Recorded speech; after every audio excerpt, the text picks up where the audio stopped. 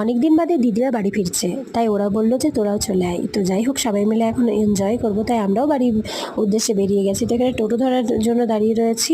স্টেশনে যাবো বলে স্টেশনে গিয়ে শুনতে পাই যে 1 নম্বর প্ল্যাটফর্মে নাকি আগুন ধরে গেছে শর্ট সার্কিট হয়ে, আর সমস্ত লোহার জিনিসে নাকি হাত দিতে মানা করছে। তো ভয়ে আমরা ছিলাম। যাই হোক, আমরা 3 নম্বরে ছিলাম। আর পৌঁছাতে গিয়ে দেখি প্রচুর বৃষ্টি। তো বৃষ্টি আরম্ভ হয়ে গিয়েছিলো, তাই মেয়েকে রেনকোট পরিয়ে দিয়েছিলাম, আর ও রেনকোট পরে বিশাল আনন্দ করছিল। রেনকোট পরিয়েছিলাম কারণ ট্রেন ধরতে গিয়ে আবার ভিজে যাবে, ভিজে গিয়ে আবার জ্বর টর না বাঁধিয়ে ফেলে।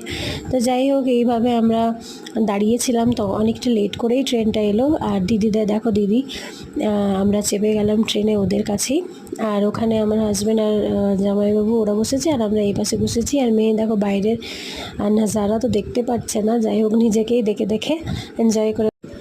যখন আমি ভিডিওটা পোস্ট করছি তখন অনেকটাই লেট হয়ে গেছে।